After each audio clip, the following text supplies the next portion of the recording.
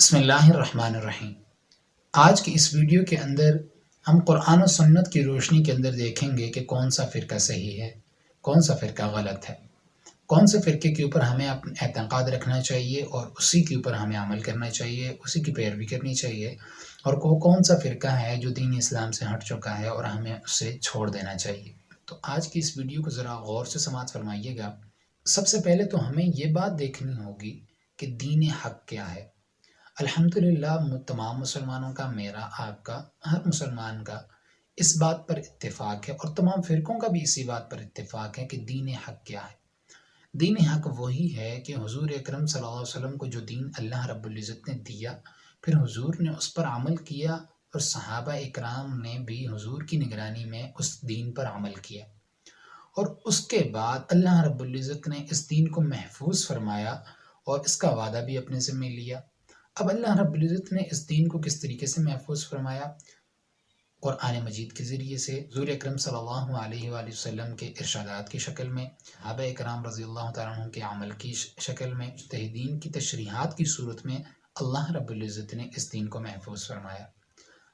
گویا کہ آج بھی ہمارے پاس یہ دین اسی طریقے سے محفوظ ہے جیسے کہ یہ آج کے دن کے لیے نازل ہوا ہے۔ اب چلتے ہیں اختلافات کی طرف، فرقوں کی طرف۔ تو دیکھیے، امت کے اندر ابتدائی طور پر دو اختلافات ہوئے، اور ان دونوں اختلافات کے بارے میں حضور اکرم صلی اللہ علیہ وسلم کو پہلے سے بتایا بھی گیا، مطلع کیا گیا، اور حضور اکرم صلی اللہ علیہ وسلم نے امت کو بھی آگاہ فرمایا اور اس کے بارے میں حل بھی ارشاد فرمایا۔ اب وہ دو اختلافات کون سے ہیں، ایک ایک کر کے دیکھیں گے۔ سب سے پہلے جو امت کے اندر اختلاف ہوا، اس اختلاف کی دو صورتیں ہیں۔ اس میں سے پہلی صورت جو ہے وہ اجتہادی اختلاف ہے۔ اب اجتہادی اختلاف کیا ہوتا ہے؟ یہ وہ اختلاف ہے جو حضور اکرم صلی اللہ علیہ وآلہ وسلم کے زمانے میں بھی ہوتا تھا، صحابہ اکرام کے دوران اجتہادی اختلاف ہو جایا کرتا تھا۔ اس اختلاف کی ایک مثال میں آپ کو دے کر پھر بات کو آگے بڑھاتے ہیں۔ ایک مرتبہ حضور اکرم صلی اللہ علیہ وسلم نے صحابہ اکرام کو بھیجا ایک سفر میں، اور فرمایا کہ بنو قریظہ میں جا کر آپ نے نماز عصر ادا کرنی ہے، اور فرمایا کہ لا یصلین احدکم العصر الا فی بنی قریظہ، کہ تم میں سے کوئی صحابی بھی یہاں تک کہ وہ بنو قریظہ میں نہ پہنچ جائے عصر کی نماز نہیں پڑھنی، یعنی تمام صحابہ اکرام نے جا کر بنو قریظہ میں نماز پڑھنی۔ اب اتفاقاً صحابہ اکرام کو وہاں بنو قریظہ پہنچنے میں دیر ہو گئی۔ جب صحابہ کو دیر ہوئی تو کچھ صحابہ کے اندر اب عصر کا وقت ختم ہو رہا ہے اور مغرب کا وقت داخل ہونے والا قریب ہے، کہ صحابہ اکرام نے کہا کہ ایک جماعت نے کہ حضور کا جو ارشاد مبارک تھا وہ اس لیے تھا کہ ہم جلد از جلد بنو قریظہ پہنچیں۔ اب چونکہ ہمیں دیر ہو چکی ہے تو ہمارے لیے کوئی وجہ نہیں بچتی کہ ہم عصر کی نماز کو بھی قضا کر کے پھر مغرب کے بعد پڑھیں، اس لیے ابھی جو وقت ہے اس کے اندر ہم عصر کی نماز ادا کر لیتے ہیں، وہاں پہنچ کر ہم مغرب کی نماز ادا کر لیں گے۔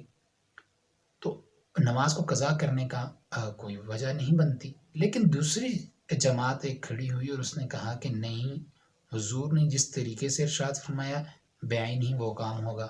اور ہم وہاں پر ہی جا کر عصر کی نماز ادا کریں گے، بھلے وقت جو ہے وہ ختم ہو جائے، ہم قضا نماز ادا کر لیں گے۔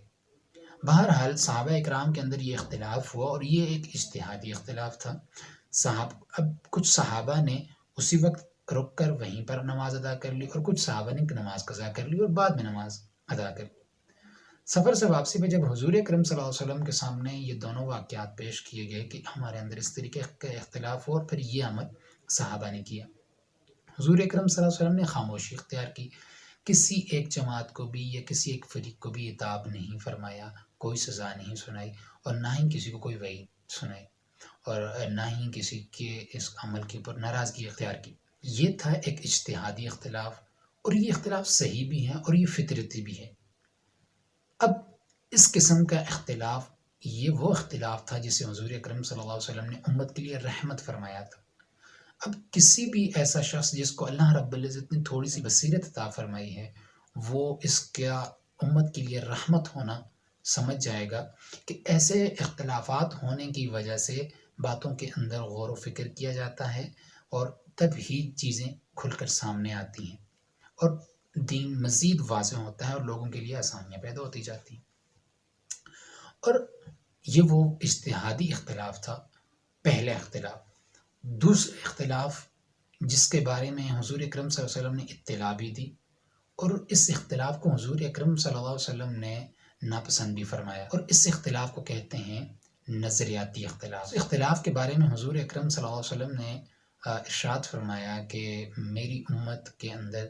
73 فرقے ہوں گے۔ ارشاد فرمایا کہ بنو اسرائیل کے اندر 72 فرقے ہوئے تھے اور میری امت کے اندر 73 فرقے ہوں گے، اور ان سب فرقوں میں سے صرف ایک جنت میں جائے گا، باقی سارے جہنم میں جائیں گے۔ اب ان تمام فرقوں کا جہنم میں جانا،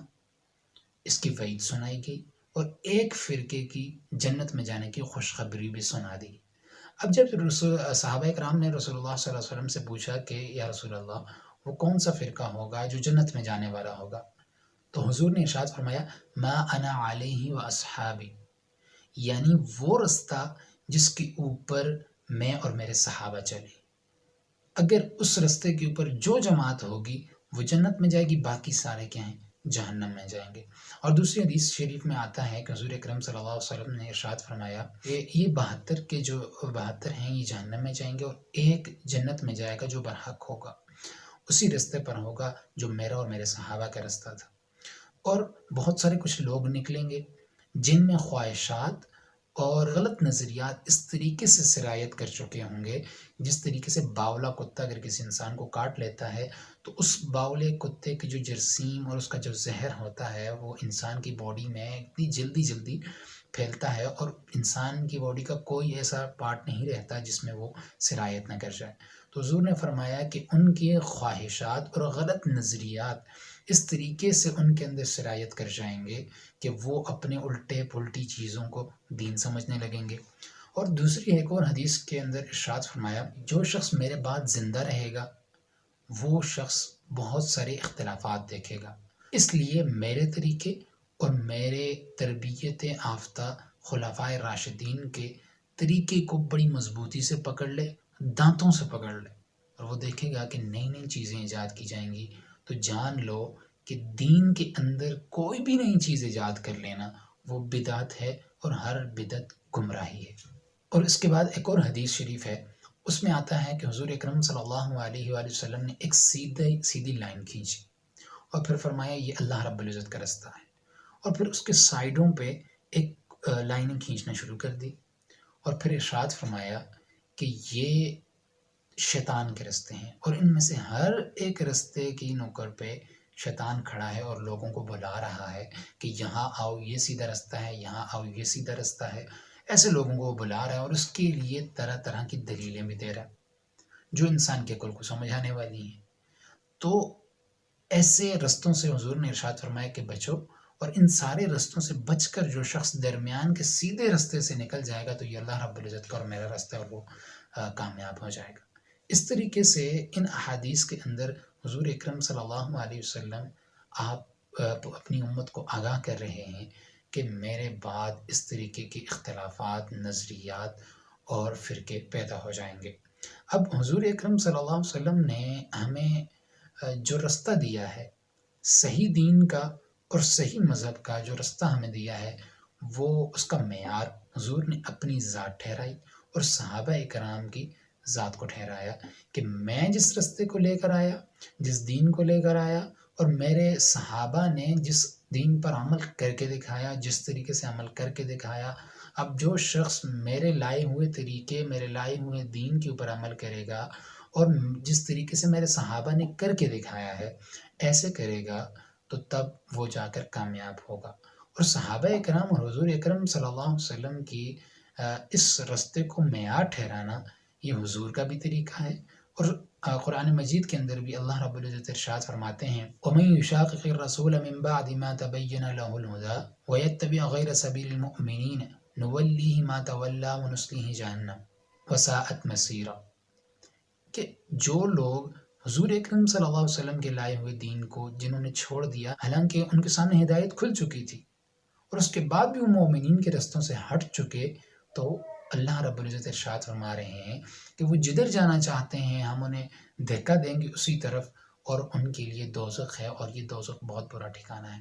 اس آیت کے اندر ایک تو اللہ رب العزت نے ارشاد فرمایا کہ رسول اللہ صلی اللہ علیہ وسلم جو رستہ لے کر آئے ہیں، اور دوسرا مومنین کا جو ذکر ہے، ان مومنین سے صحابہ اکرام رضی اللہ تعالیٰ عنہم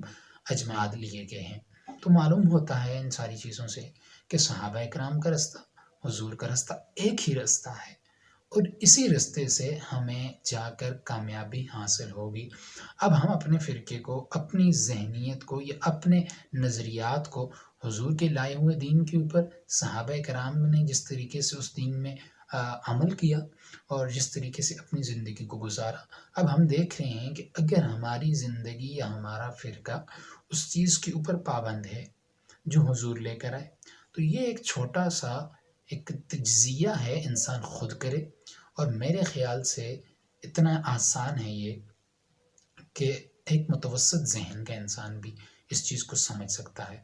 اور تھوڑا سا قرآن مجید کو کھولیں، احادیث کو کھولیں، اللہ رب العزت خود رستہ دکھا دیتے ہیں۔ اگر آپ ایک صحیح دین کے اوپر چلنے کی کوشش کرنے چاہتے ہیں، یا آپ صحیح دین کو سمجھنے کی اور اس پر عمل کرنے کی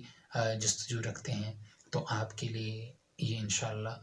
یہ چھوٹی سی میری تحقیق ضرور کارآمد ثابت ہوگی۔ اب شیعہ سنی کا کیا اختلاف ہے، دیوبندی بریلوی کا کیا اختلاف ہے، دیوبندی اہل حدیث کا کیا اختلاف ہے، اہل حدیث شیعہ کا کیا اختلاف ہے، ان سب فرقوں کا جو آپس کے اندر تضاد ہے وہ بھی انشاءاللہ تعالی ہم مختصراً اور جامع پر ہم اس کا ایک تجزیہ انشاءاللہ اپنے چینل کے اوپر اپلوڈ کریں گے۔ انشاءاللہ یہ آپ کے لیے کافی مفید ہوگا۔ اللہ رب العزت ہمیں عمل کرنے کی اور صحیح دین پر چلنے کی توفیق عطا فرمائے۔ وآخر دعوانا الحمدللہ رب العالمین۔ السلام علیکم۔